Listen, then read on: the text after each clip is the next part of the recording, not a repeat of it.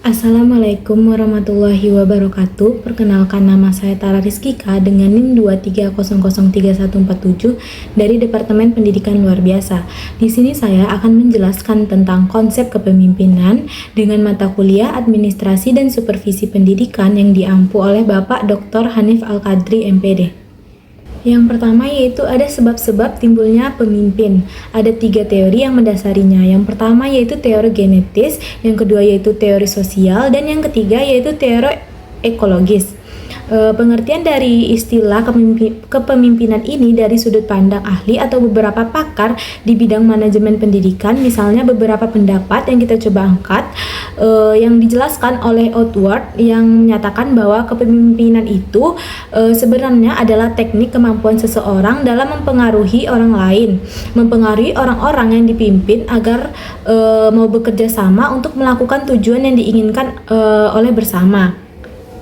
Pendapat Sigian dan Sutarto paling tidak ketika kita coba ini merupakan satu rangkaian kegiatan penataan berupa mempengaruhi perilaku orang lain dalam satu situasi tertentu agar mereka mau bekerja sama, agar mereka mau melakukan berbagai hal yang kita inginkan untuk mencapai tujuan yang telah ditetapkan.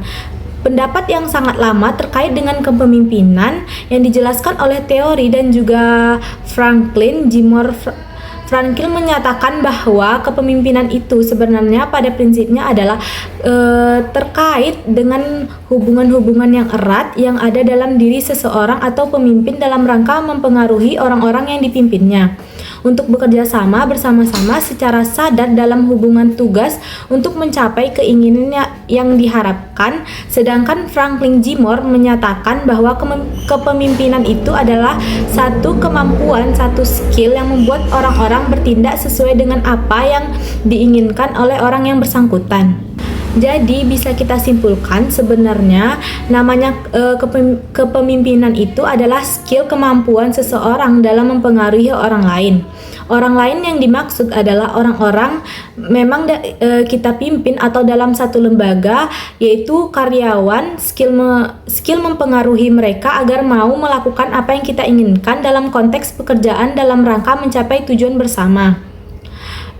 Tujuan lembaga. Jadi ketika satu lembaga atau satu kantor dipimpin oleh seseorang yang tidak memiliki skill untuk mempengaruhi orang lain, ketika berbicara menyampaikan satu statement tetapi tidak didengarkan atau ada indikasi tidak mampu meyakinkan orang lain atau berpengaruh bawahnya, ini justru menjadi personal yang sangat besar. Adapun syarat-syarat yang harus dipenuhi oleh seseorang ketika menjadi seorang pemimpin dijelaskan secara teoritik ketika kita mencoba berasumsi pada teori-teori yang muncul terkait dengan kepemimpinan. Mereka membaginya dalam beberapa konsep. Misalnya yang paling umum ada 3 hal penting dalam konsepsi kepemimpinan.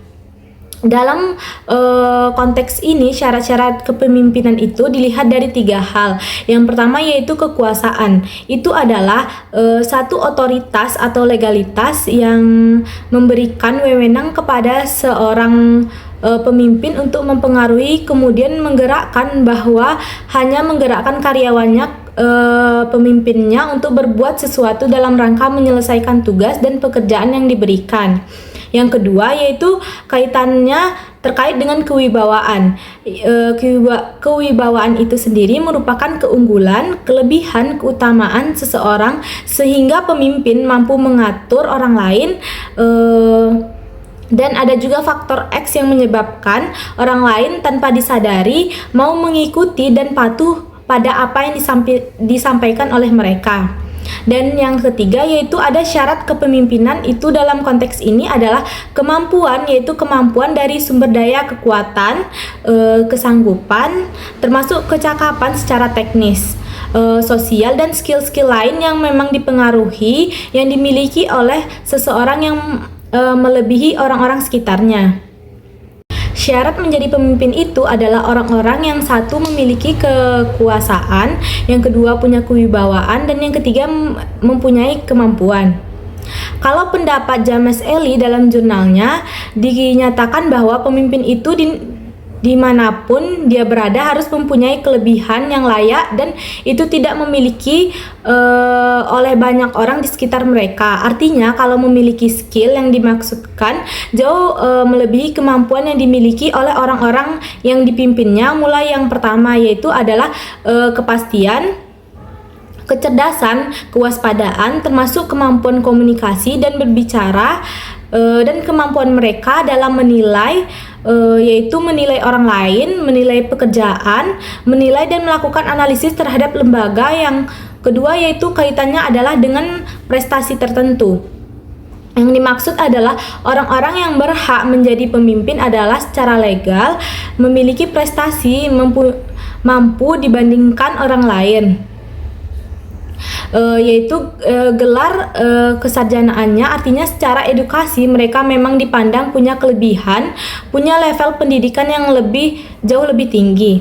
Yang ketiga yaitu kaitannya dengan tanggung jawab. Ada keberanian, ada unsur ketekunan, kemandirian, kreativitas, keuletan dan berbagai hal yang sebenarnya. Di sini dapat disimpulkan adalah orang-orang yang memang memiliki kemampuan di segala hal meskipun tidak akan sempurna, tetapi ada tuntutan bagi seseorang pemimpin itu adalah orang-orang dipandang lebih. Ciri-ciri dari kepemimpinan yang baik ketika kita melihat seorang leader dalam konteks apapun, lembaga kenegaraan maupun di rumah, yang leadernya memiliki dikasih atau ciri-ciri yang baik. Menurut Gerungan ada satu titik yang dianggap sebagai indikasi bahwa seseorang itu memiliki ciri yang baik sebagai seorang pemimpin. Ada beberapa hal dari 3 hal sebagai ciri-ciri utama sehingga kita bisa menilai baik buruknya seorang pemimpin. Yang pertama yaitu memiliki penglihatan sosial. Artinya adalah pemimpin yang baik adalah pemimpin yang mampu melihat sekaligus merasakan berbagai gejala, mengerti berbagai gejala-gejala yang timbul dalam masyarakat sehari-hari dalam konteks hubungan sosial. Jadi tidak serta-merta menerima, tetapi berbagai gejala bisa didesain, bisa dimaknai kemudian warga dalam satu kesimpulan. Yang kedua yaitu kaitannya dengan menyeret kecakapan berpikir.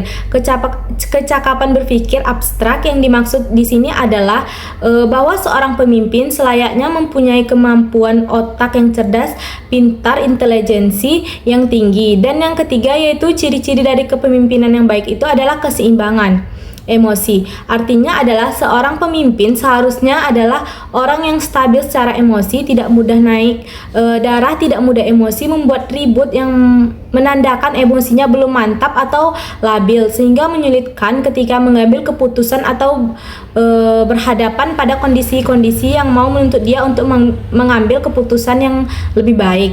Selanjutnya, kepemimpinan diklasifikasikan 2 kelompok, yaitu formal dan informal. Pemimpin formal ini adalah orang yang dalam sebuah organisasi atau lembaga ditunjuk sebagai pemimpin berdasarkan keputusan dan pengataan sifatnya resmi untuk mengaku suatu jabatan, satu kedudukan dalam satu struktur organisasi yang jelas. Ciri pemimpin formal berarti pada statusnya sebagai pemimpin formal dia ditunjuk oleh yang berwenang, artinya secara garis birokrasi dia ditunjuk. Yang kedua yaitu cirinya adalah mempunyai dukungan atau mendapatkan atau memperoleh dukungan dari organisasi formal, kemudian mempunyai atasan yang ketiga yaitu ciri dari pemimpin formal itu adalah harus memenuhi berbagai persyaratan formal. Misalnya segala sesuatu memang yang disepakati oleh lembaga yang memiliki sertifikat atau ijazah.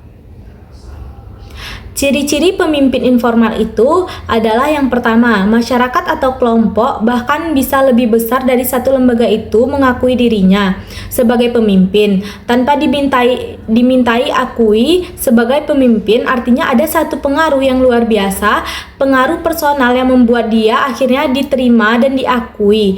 Yang kedua, tidak ada layaknya seperti pemimpin, tidak ada layak pengangkatan secara resmi bahwa dia harus dinobatkan sebagai pemimpin, serta merta yang namanya pemimpin atau label pemimpin itu langsung melekat saja begitu dalam pundaknya. Selanjutnya yaitu pendekatan kepemimpinan. Yang pertama yang itu kita lihat adalah persoalan pendekatan sifat diawali dari satu pemikiran yang kita sebut sebagai Hector teori atau faktor turun-temurun.